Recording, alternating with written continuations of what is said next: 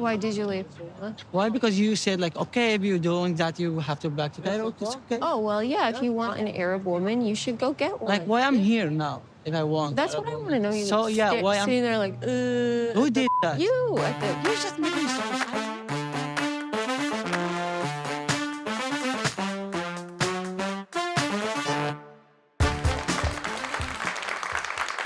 So we are going to start out episode number 4 of Happily Ever After in God's house because we are going to church with Ashley and Manuel.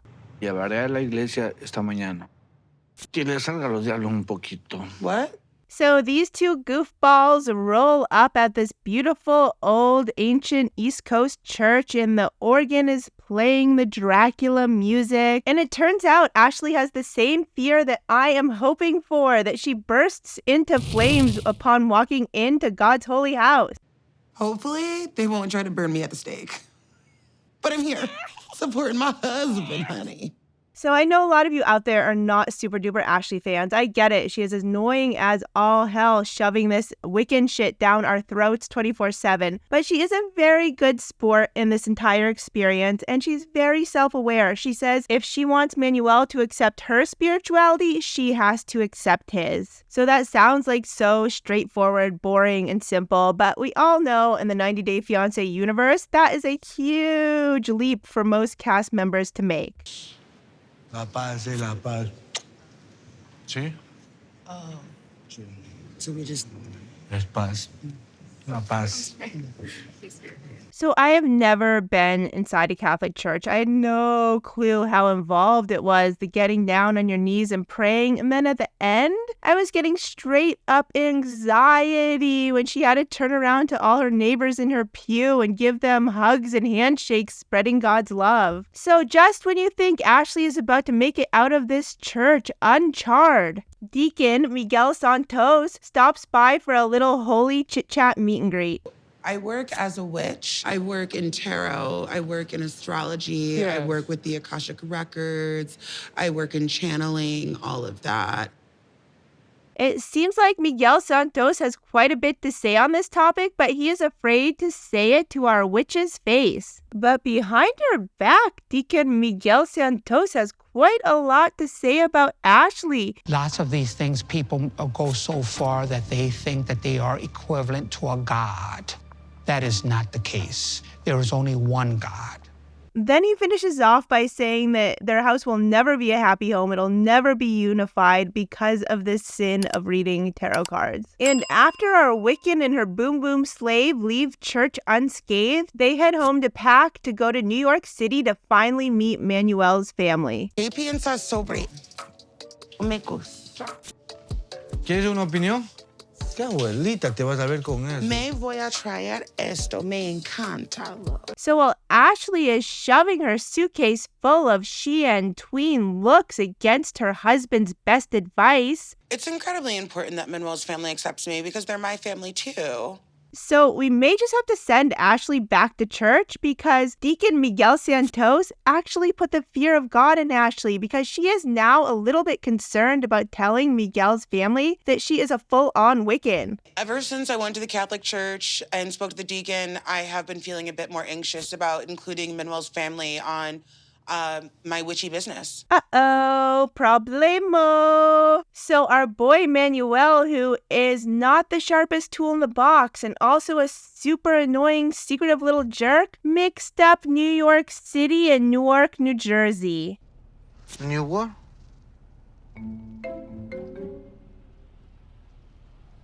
Nuevo York? New what? So yeah, usually because he's foreign, you could let this slide. Generally, they're pronounced very similar if you're not from that tri-state area and you don't have the accent. They sound totally the same. They're just spelled differently. But Manuel constantly being a super secretive, huge doofus did not help the situation. Everybody's in Newark. Newark is not New York, recuerdas? New York, no. Es Newark. So lucky for Manuel, Ashley's not too mad because it's not too far away and she's more concerned about his family liking her. No decir eso. Tú asustar a la gente así. No. No, solamente, mi amor, piensa bien las cosas que tú vas a decir, ¿sí? So over back in Los Angeles, we follow up with Nicole and Mahmoud, who are still fighting over the Arab woman wearing the headscarf on the pier. So Nicole is just fired up to no end. Well, you know what, Mahmoud? If you want like Arab women, then that's what you should do. You should go back to Egypt. Yeah, I saw the whole thing. I saw the whole thing. I left everything to be with you, and you treat me like that. So Mahmoud is like, whoa, girl, I've been here one day. You are flying off the rails. Like, I want out. Nicole is like, what are you going to do in a city you don't know all alone? Tell me where you are. I took a lift and I walked just like You that, took a so- lift? How do you even know what a lift is? Lift. Nicole is like out there. I mean, I think she probably thought that Mahmoud was in a lift going straight to that Arab girl's house. So Nicole has finally tracked down Mahmoud, and he's like crossing the street to her, and the first thing out of her mouth... Mahmoud, you can't just cross the street like that. Nicole literally has no chill. It is amazing. Yeah, if you want an Arab woman, you should go get one. Like, why I'm here now if I want? That's what I want to know. You So, yeah, why I'm... sitting there like,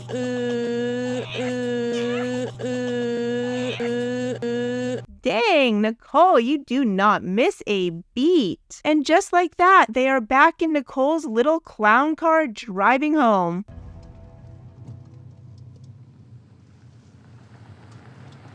So in the little clown car on their way home, Mahmoud is like, hey, yo, I don't like what you said to me there. So instead of using like that moment to be like, hey, you know what? Maybe I overreacted. Maybe I didn't mean what I said. Let's just talk about it later. Nicole says this. So I don't like it what you said to me.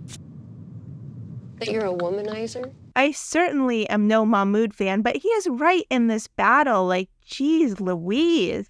It's only 24 hours I'm here, okay? So now it is the next day with Mahmoud and Nicole is still going off, putting words in Mahmoud's mouth. I just got this sense that you want a traditional Muslim woman who, you know, covers completely, covers her hair. So things still remain totally awkward and totally hostile between these two. So Nicole had a dinner planned for this next night after all this chaos for Mahmoud to go meet her friends. And spoiler alert, he picked a fight over what she was wearing and doesn't want to go out with her and her friends. My friends are looking forward to meeting you. That's the whole purpose of this dinner. Mahmoud, when you make plans, you should keep them, right?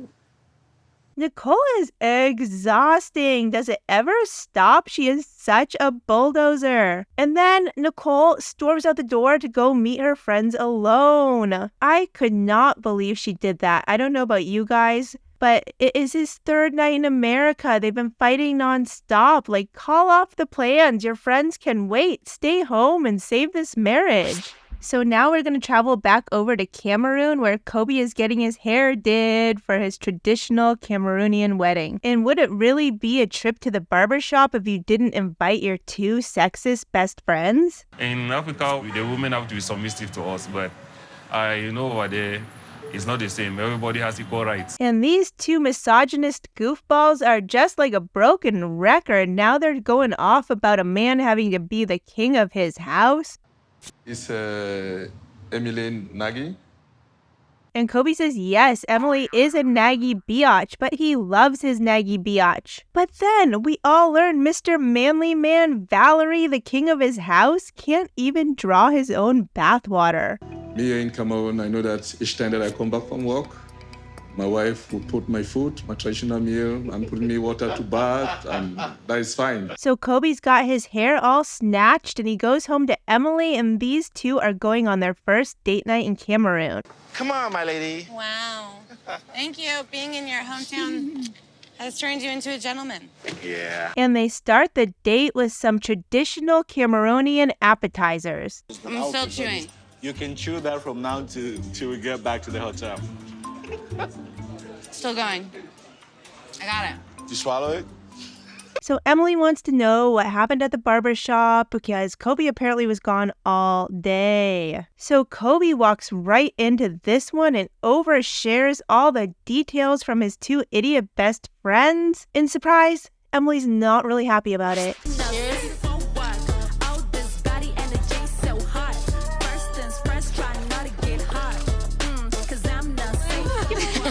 And then we pop over to Austin, Texas, where Sophie is having a pool party with her big booty hoe friends. And then Rob walks in wearing his finest poolside attire. He has got on his short shorts and his Gap t-shirt, I think from the kids section, all unbuttoned, and his hair in a little ponytail.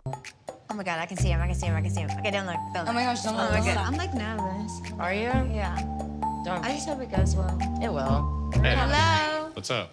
So it's a good thing that Rob wore his best man-child uniform, because Sophie's childhood best friend, Callum, walks in and it is a total shit show. He is like a whole 3 feet taller than Rob, and Rob is immediately threatened. My first impressions of Callum is he looks smug.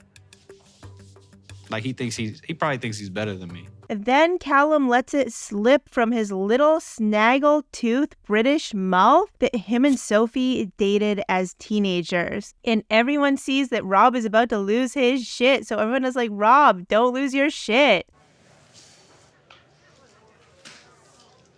It's okay. You're gonna be okay. Okay. So I don't know if any of you did this too, but I literally had to check the TV to make sure I was watching 90 Day Fiance and not Love Island. So we have our villain established. It is Callum, the tall British bad boy, and the big booty hoes all unite to stir the pot. Hey, Sophie. Let me talk to you.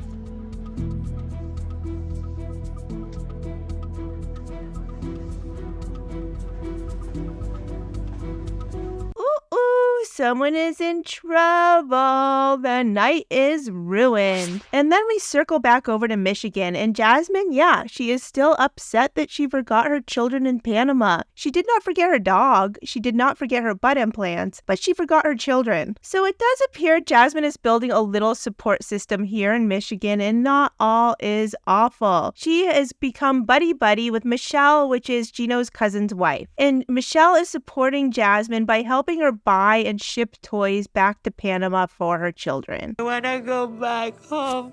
I want to jump in the next flight. I want to go back home.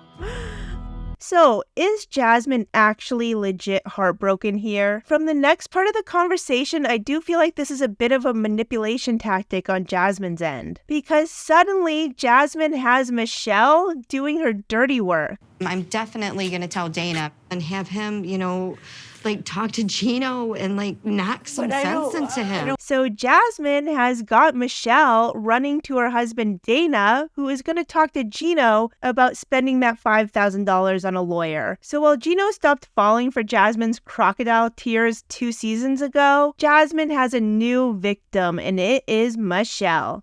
Thank you, Michelle. I'm so sorry. I'm sorry. I didn't want to make you cry. I don't want you to go.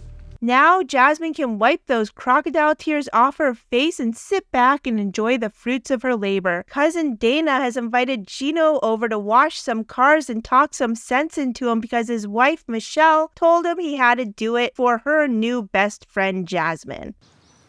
What's been going on with you and Jasmine? Her and Michelle talk, right? I know she's upset. And you gotta appreciate Dana a little bit. He's like, yo, my wife Michelle, your wife Jasmine, they talk. How can we avoid the doghouse? What's going on? And Gino just rambles the same old thing. 2 years until her children come. She's responsible too. $5,000. I don't have it. And Dana, ever loyal to his wife Michelle, holds his ground. Can you imagine how she feels? Gino, I can't go without seeing my kids for 2 years.